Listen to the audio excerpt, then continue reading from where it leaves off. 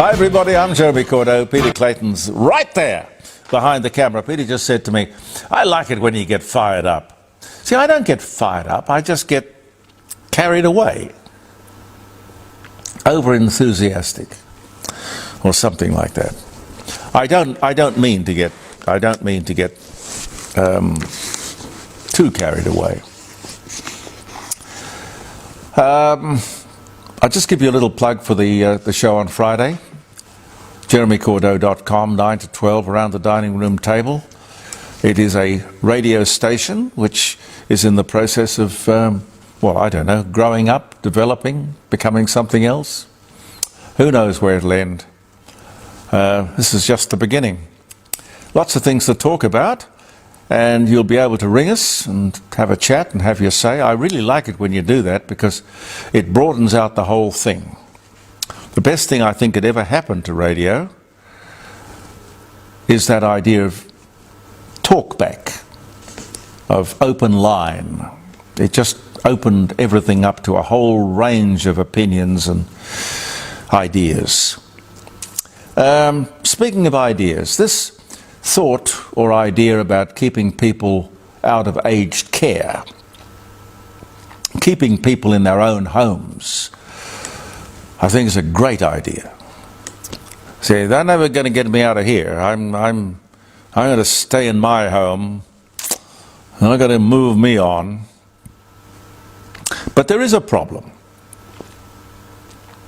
In the last 12 months, the government's home care package, which is all designed to help people stay in their own homes, has gone from 28,000 people to 68,000 people. That's in 12 months. Now, like the NDIS and the disability support pension, good ideas, but totally out of control. This government could not run a chook raffle. It's a problem. It really is. I'll talk some more about the NDIS, I want to. Just quickly, the Nine Entertainment chairman and the best treasurer we have seen since John Howard, Peter Costello I'm talking about, has been accused of assaulting a journalist. Now this man has a lifetime of experience handling the media. Well, by handling I don't mean assaulting, I mean handling the media, working the room, handling the media, and of late he's been running the media. Well, Nine Entertainment anyway, that part of it. The first thing I thought when I saw this story was, it's a storm in a teacup. Move on. Then everybody started to pile in on the man, and I thought, it's the tall poppy syndrome at work. Now, as you would know by now, Peter Costello has quit Nine Entertainment, where he had been the chairman for 8 years. And I would suggest, having run the Future Fund with billions of dollars under his control, a very, very good chairman. Nine have lost a great asset. And really, when you think about it, for nothing. For absolutely nothing. What a waste. What a waste. Something else, 1 in 4 retail workers is sexually harassed. Now, reading into this, I can't quite figure out whether it's fellow workers or it's the customers. But I just wanted to talk to you about it generally. 1 in 4 retail workers is sexually harassed. And I mean, that could mean anything from giving somebody a wink to pinching them on the bottom, or I don't know what sexual harassment is, frankly. And it's cultural too, because in places like Italy, if a girl doesn't get her bottom pinched, she's insulted. I don't know how we should look at all of this. Sexual harassment, in the purest sense, of course, shouldn't happen. But in this thing we call the real world, we have to learn how to handle it.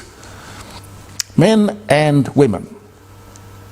And all the nuances and problems, attractions. I would think probably men and women flirt. Sometimes somebody takes it too far or misjudges the situation. The danger is that we will take all the spontaneity and humanity out of life. Now, I'm only talking about flirting, you understand. I'm not talking about people who exploit, intimidate, and abuse their position. In other words, I believe most people don't cross the line and wouldn't cross the line. Please let common sense prevail and let us not overreact. You know, sexual harassment is sort of one of those buzz things. Provokes outrage and people get into corners and come out fighting. Now this is, let me talk to you about the NDIS. We all heard last week at the Senate estimates just how serious and to what extent fraud had infiltrated the NDIS. There are some 240 investigations current and some 27 cases before the courts. We're talking organised crime. As I've said to you many times when talking about the NDIS, Bill Shorten has admitted the NDIS is in the hands of organised crime. He never goes on, of course, to explain why he has done nothing about it. They take our money, the NDIS, and they use it for $20,000 holidays, the purchase of $70,000 cars, illicit drugs, and sex. Criminals posing as providers are stealing billions of dollars and have been doing so for years. And all of this has been going on right under the nose of the Minister Bill Shorten, who should be sacked immediately. And how many years, I've lost count of how many years I've been talking about this. The head of the NDIS, not Bill Shorten, but the administrative head, says, 5% of the $42 billion is stolen. You know what 5% of $42 billion is? $2,100,000,000 stolen. Who knows what the real figure is? And just to give you some perspective, the entire Defence Department costs us $50 billion. The NDIS, not much less, $42 billion. Bill Shorten, instead of fixing the problem, clearing out the place, what does he do? I love this. He hires a new speech writer. I get it. There's nothing wrong with the NDIS. We just need better speeches, better spin. Well, I'm sure what they're planning is we'll just talk our way out of this mess. $300,000 to speechwriter. Yeah, and it's a 2-year contract, which is $600,000 committed. And I don't know if you divide that among the speeches that Bill Shorten gives, how much per speech that is, but it's obscene. Pete? Yeah. Obscene. It's a disgrace. Totally. $300,000 a year for a spin doctor. First you get rid of him, the spin doctor, then you get rid of the minister. These idiots think they can put lipstick on a pig and everything is going to be fine. And just while we're on the subject, it's the old, who do you vote for? The monkey or the organ grinder?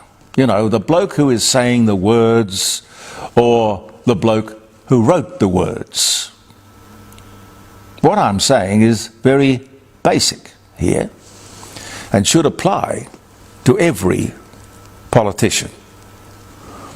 A politician, like a presenter, is listened to for what he or she is saying. And I don't know about you, but I would just love to think that what was being said was coming from the heart and the head of that person, not some scriptwriter. If someone else's words and ideas are used, that is a con, a fraud. Politicians should be eloquent, compelling speakers, unable to talk on any subject at all off the cuff, but particularly if it's that person's portfolio or specialty. And if there is a script involved, a script that that person is reading, it should have been written by him or her. That's fine. You can have notes to prompt you along the way. But the idea of paying somebody $300,000 a year because you can't put your own words together, and I wouldn't mind, Bill, if you paid the scriptwriter yourself, but you don't. You send us the bill. You know this NDIS debacle, and it is a debacle, could be Anthony Albanese's Khemlani moment. I don't know if you remember, but this is when organised crime tried to take over our foreign policy and foreign debt back in 1975. Finally, at about that time, the media woke up or became less enchanted, or I don't know what happened, but Whitlam got the sack. You know, the publicity wheel and the journalists finally got some backbone. The NDIS has the potential to send this country broke, more so than Khemlani. The thing, this is the NDIS, didn't suddenly go off the rails. This corruption and mismanagement that allows the whole thing to happen has been around for the last 11 years with no attempt by this government to clean it up. They've had plenty of time. They've known for years, which makes the government an accessory as well as the architect of this whole disaster. Think about it. Think about it. No other country in the world has anything similar to the NDIS. Ask yourself why. Oh, New Zealand has a very, very tight, watered down sort of thing, but nothing like the NDIS. Nothing like allowing 170,000 unregistered providers, unqualified people. Who thought that was a good idea? The scheme is not means tested. You can be fabulously wealthy and still send the taxpayer a huge bill. Who thought that was a good idea? No restrictions on expansion. More like explosion, really.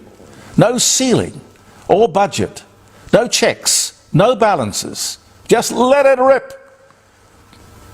Now listen, guys. Here's the truth. And I'll fire this off to the media as well. If the government can't run the NDIS, or immigration, or health, or defence, or energy, or environment, or foreign affairs, what the hell are they doing in the job?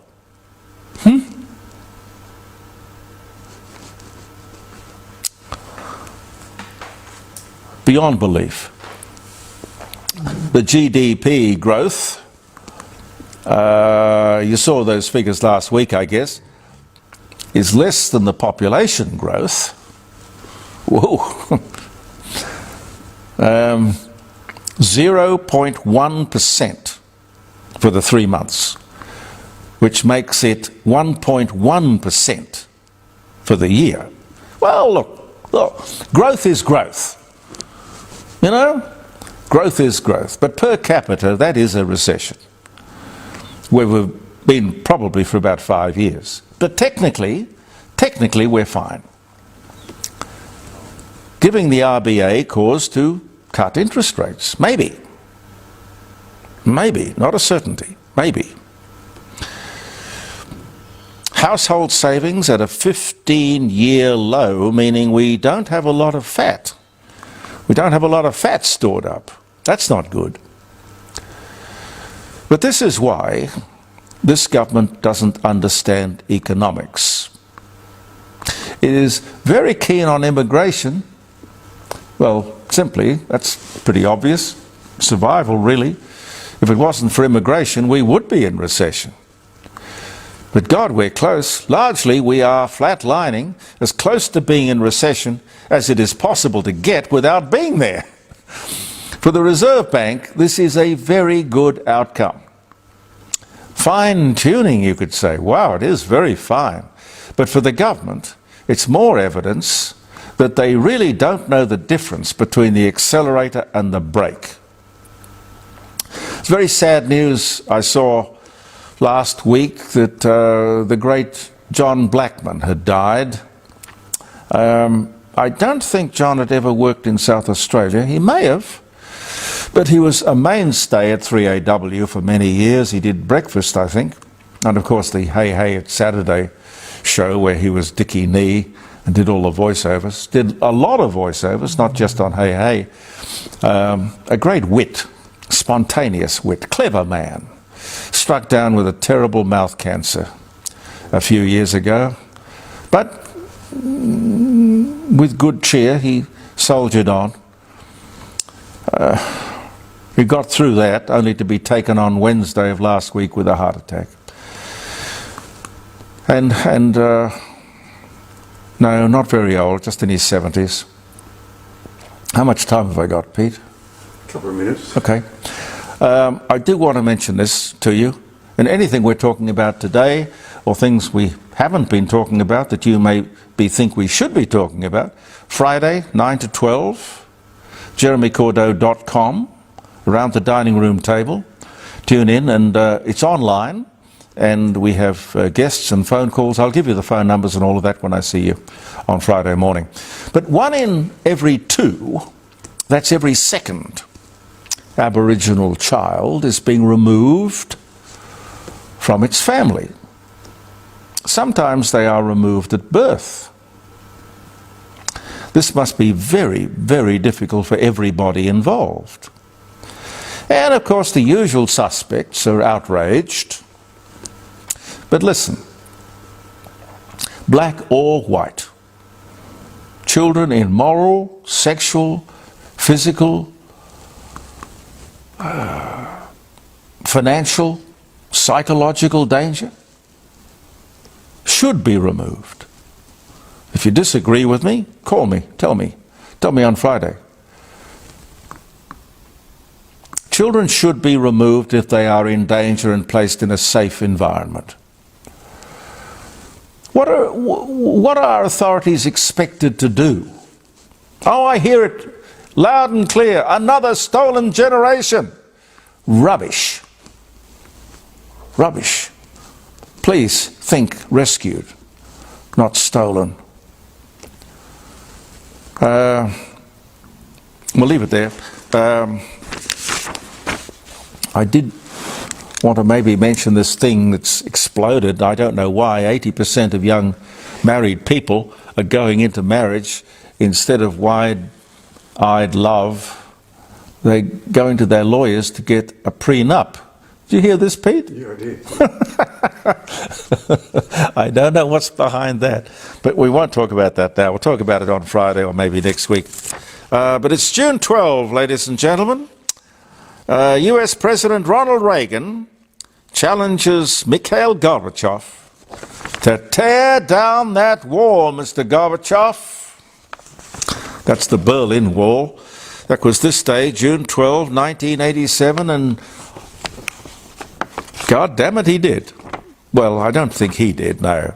I think it was the good people of East Germany, and with a bit of help from West Germany, they pulled the bloody thing down.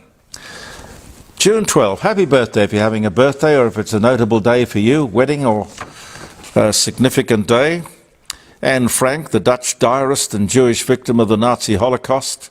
The Diary of Anne Frank was born in Frankfurt, Germany on this day in 1929 in fact.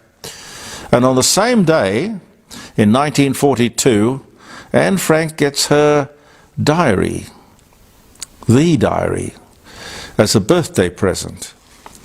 Amsterdam. Died 1945. But born this day in 1929. An Australian coroner's report rules that a dingo was responsible for the death of baby Azaria. 1980. That ruling was in 2012. Took an awfully long time, didn't it? Gregory Peck, American actor, To Kill a Mockingbird, Roman Holiday. MacArthur, he was good at MacArthur. He dies of bronchial pneumonia at 87. That's usually what takes most of us out. 2003. Great actor. Oh, I've got to show you this, which is a bit of fun. Bill Haley. I brought this down knowing it was... What's it say on the back? I've never looked at the back. Oh, just the people who framed it. This is it. I don't know if you can see that. You got that in there? Yeah. This is the record. Bill Haley and his Comets released the single, and that's the single. It's, when I say a single, I'm used to 45s, but that's the 78. But that's how it came out originally, Rock Around the Clock. The year was 1954. A Brunswick 45 RPM record, and it says Rock Around the Clock, Bill Haley and the Comets, from the MGM film Blackboard Jungle. You see, I don't think it actually became a hit until it was in the movie. Is that how you remember it, Pete? Oh, I was only 4 years old. Yeah. You're only a kid. But I have that on the wall upstairs in my office. What else? Queen Elizabeth's birthday honours list. Oh. Queen Elizabeth's birthday honours list on this day in 1965 names the Beatles as MBEs, members of the most excellent order of the British Empire, and dozens of past winners return their medals in protest. I wonder if there are going to be some people with Orders of Australia who, in high dudgeon over the awarding of the highest award to Dan Andrews, Chairman Dan, mind you, I wonder if people will be sending them back. I don't know. It's interesting, isn't it? Norma Shearer, Canadian-American actress, Romeo and Juliet, dies at 82. 1983 was the year. Harry Houdini frees himself from a straitjacket while suspended upside down 40 feet above the ground in New York City on this day in 1923. Raiders of the Lost Ark, the first Indiana Jones film, directed by Steven Spielberg, starring Harrison Ford, with story by George Lucas, premieres on this day in 1981. The gas mask was patented by Lewis Haslett in Kentucky on this day in 1849. Golly, that's way back. Huh. Silvio Cloney. Barascani. How do you say that? Barascani.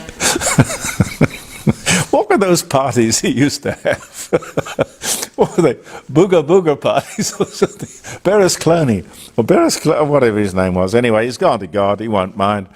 The Italian media tycoon and politician, and all-round kind of shady guy, I think. Prime Minister of Italy, 1994 to 1995, and then again 2001 to 2006. Then again from 2008 to 2011, he dies at 86 of plain exhaustion. 2003. Silvio, rest in peace. I'm sure you had a good life. New Amsterdam legally becomes an English colony and renamed New York after the English Duke of York. England installs a municipal government in the newly named New York City. It was a song, wasn't it, Pete? Sinatra. No, it wasn't. No, that's New York, New York, New York. No, I mean the one that said, even old New York was once New Amsterdam. No, I don't know that one. I think it was Istanbul. You know, Istanbul, not Constantinople. No, Istanbul, not... The things that float into your mind. Nicole Brown Simpson, German-American ex-wife of O.J. Simpson, murdered at 35. If the glove fits, wear it. 1994 was the year. Jim Nabors, American comedian, actor, Gomer Pyle, and singer. 1930. He was born in Alabama. He died in 2017. Had a wonderful voice, too. A significant moment in manufacturing, the patent for the spinning jenny, first multiple spinning machine that would revolutionize cotton spinning and therefore the manufacture of fabric, granted to English weaver James Hargreaves, 1770, a spinning jenny. George H.W. Bush, 41st President of the United States, born in Massachusetts in 1924. You winding me up, Pete? No. Okay. Cleopatra, directed by Joseph Mankiewicz, starring Elizabeth Taylor and Richard Burton, premieres in New York City, the then most expensive movie ever made. Thanks to Elizabeth and Richard, mostly. That was in 1963. I remember that same director, it was a wonderful story, to add value to the deal that they did with Elizabeth and Richard. They made a movie, very low budget movie, but it was part of the deal, and it was called The VIPs. And it was about these two really rich people traveling, and they didn't get out of the airport. I think the whole movie was shot in the airport. But it all went to sort of subsidize the huge budget that was allocated to Cleopatra. The VIPs, you probably find it on YouTube somewhere. It wasn't a bad movie. It wasn't a very good movie. You are winding me up now. All right, Sonny and Cher make their first TV appearance on Bandstand in 1965. I Got You Babe probably was the song that they sang. We will leave it there. And Black McKellar Bill, 1934, was passed by Congress. This was for the breakup of William Boeing's empire, which was Boeing and also United Airlines. Apparently they were the same thing, but they broke them up. Thank you very much for being with us. Look forward to seeing you on Friday around the dining room table. JeremyCordeaux.com. Believe in yourself. Peter Clayton and I will be back next week. All the best. Believe in yourself, and goodbye for now.